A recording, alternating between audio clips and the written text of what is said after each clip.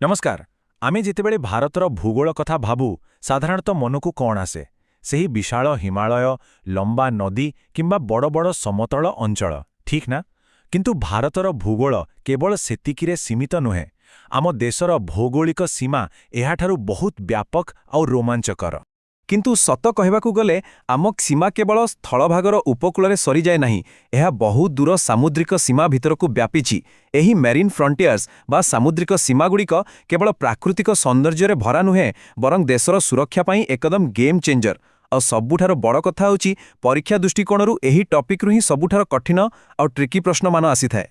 तेणु आजिर ई special explainer रे आमे कौन कौन कभर करिबा टिके नजर पकेबा। प्रथमे भारतर मुख्य द्वीप सीमा तापरे बंगोपसागर आउ आरब सागरर द्वीप समूह एहापरि किछि गुरुत्वपूर्ण चैनल और प्रणाली एवं शेषरे आपणको परीक्षा पाई एक एसेंशियल मास्टर की बा सारांश। चालंतु आरंभ करिबा आमर प्रथम पर्याय भारतर गुरुत्वपूर्ण द्वीप समूहर। ठीक अछि सीधासड़क विषय को आसिबा। भारतरे मुख्यतः दुईटी प्रमुख द्वीपपुंज अछि एवं आश्चर्यर कथा हेउछि एही दुईटी संपूर्ण रूपे परस्पर ठारू अलगा। गोटिए पटे बंगोपसागर रे अछि आंडामान एवं निकोबर जहाँकि आग्नेयगिरी बा भोल्कानिक एक्टिविटी सृष्टि होइछि आउ अन्यपटे आरब सागर रे रहिछि लाक्षद्वीप जहाँ संपूर्ण भावरे प्रभाळ बा कोरालरू गठित। भाबन्तु तो गोटिए देश किंतु केते भिन्न प्रकारर भौगोलिक गठन। एबे आसंतु आमे आमर ध्यान बंगोपसागरर द्वीपगुड़िक आड़कु नेबा। हाँ पंचबास्तरी हाँ आपण ठीक सुनिले केवल आंडामान एवं निकोबर द्वीपुंजरे प्राय 572टी छोट बड़ द्वीप रहिछि। एही कोटिए नंबर नु ही आमे अंदाज लगाई पारिबा जे एही द्वीप समूहर आकार आउ परिसर केत्ते विशाल होइथिबो। एही विशाल अंचलकु आमे दुई भागरे विभक्त करिपारिबा। उत्तर भागकु आंडामान एवं दक्षिण भागकु निकोबर कुहा जाए। एहार राजधानी पोर्ट प्लेयर रे अवस्थित। एक मजादार फैक्ट हेउछि एही संपूर्ण अंचलर सबुठारु बड़ द्वीपटी हेला मिडिल आंडामान। आउ हाँ आपण माने सही ऐतिहासिक सेलुलार जेल बा कलापाणी कथा निश्चय शुणिथिबे। सही प्रसिद्ध जेल मध्य एही पोर्ट ब्लेयर रे ही अछि जहाँकि आम स्वाधीनता संग्रामर एक ज्वलंत साक्षी। एबे आपणको पाई गोटिए प्रश्न आम भारतरे एमिति किछि भौगोलिक आश्चर्य अछि जहाँ शुणिले बेस कौतूहल लागे।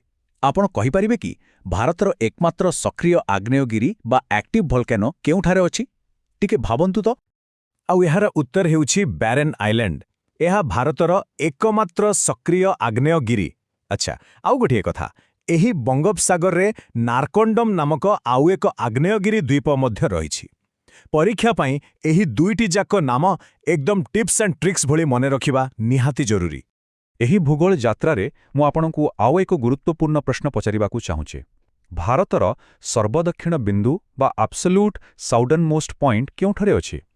अनेक समय पिलामाने एठी द्वंद्वरे पड़ी जांती। जदि आपण कन्याकुमारी भाबुछंती तेबे सेठी टिके अटकी जांतु।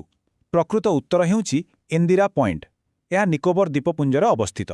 मने रखंतु जेतेबेला समग्र भारतवर्षर सबुठारु दक्षिणतम प्रांत विषय पचरा जाए सेतेबेले आखि बंद करी निकोबर रे थिबा एही इंदिरा पॉइंट को ही मने पकाइबे।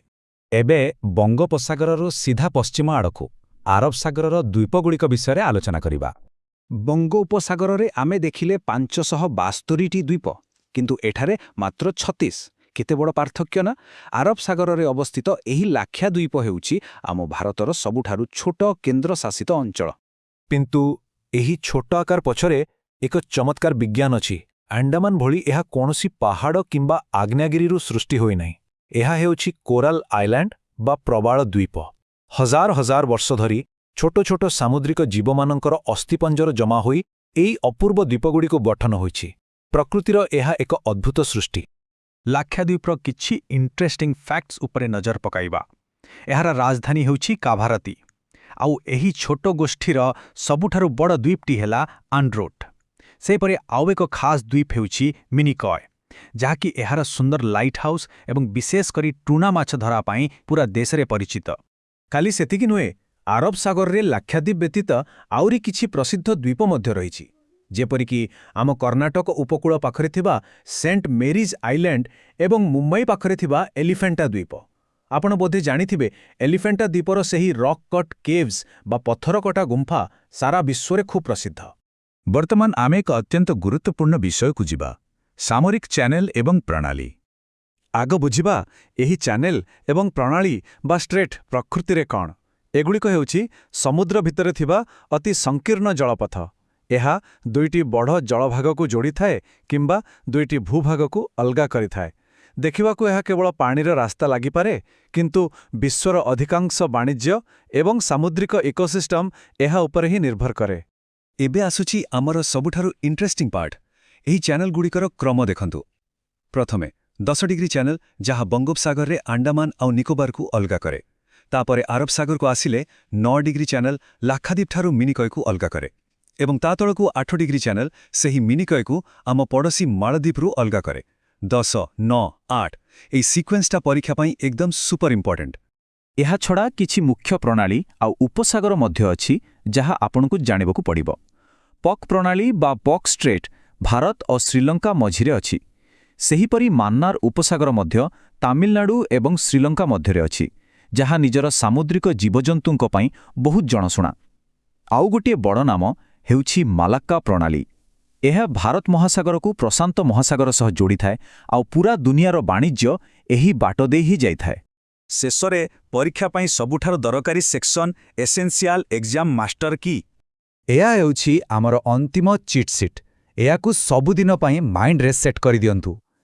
ଲାକ୍ଷାଦ୍ୱୀପ, ଆରବ ସାଗର, ଆଣ୍ଡାମାନ ନିକୋବର, ବଙ୍ଗୋପସାଗର, ସର୍ବଦକ୍ଷିଣ ବିନ୍ଦୁ, ଇନ୍ଦିରା ପଏଣ୍ଟ, ଏକମାତ୍ର ସକ୍ରିୟ ଆଗ୍ନେୟଗିରି, ବ୍ୟାରେନ୍ ଆଇଲ୍ୟାଣ୍ଡ, 10 ଡିଗ୍ରୀ ଚ୍ୟାନେଲ କାହା ଭିତରେ, ଆଣ୍ଡାମାନ ନିକୋବର, 9 ଡିଗ୍ରୀ ମିନିକୟ ଲାକ୍ଷାଦ୍ୱୀପ ଆଉ ପକ୍ ପ୍ରଣାଳୀ ଭାରତ ଓ ଶ୍ରୀଲଙ୍କା। ବାସ୍ ଏତିକି କ୍ଲିୟର ଥିଲେ ଆପଣଙ୍କର ଗୋଟିଏ କିମ୍ବା 2ଟି ମାର୍କସ୍ ପରୀକ୍ଷାରେ ପୁରା କନଫର୍ମ। ତେଣୁ ଏହି ବିଶ୍ଳେଷଣର ଶେଷରେ ମୋର ଗୋଟିଏ ପ୍ରଶ୍ନ ରହିଲା। ମାনଚିତ୍ରରେ କ୍ଷୁଦ୍ର ବିନ୍ଦୁ ଭଳି ଦେଖାଯାଉଥିବା ଏହି ଛୋଟ ଛୋଟ ଦ୍ୱୀପଗୁଡ଼ିକ ଏବଂ ପାଣି ଭିତରେ ଥିବା ଏହି ଅଦୃଶ୍ୟ ଚ୍ୟାନେଲଗୁଡ଼ିକ କିପରି ନୀରବରେ ପୁରା ବିଶ୍ୱର ବାଣିଜ୍ୟ ଏବଂ ଭୂ ରାଜନୀତି ବା ଜିଓପଲିଟିକ୍ସକୁ କଣ୍ଟ୍ରୋଲ କରୁଛନ୍ତି, ଟିକେ ଭାବିଲେ।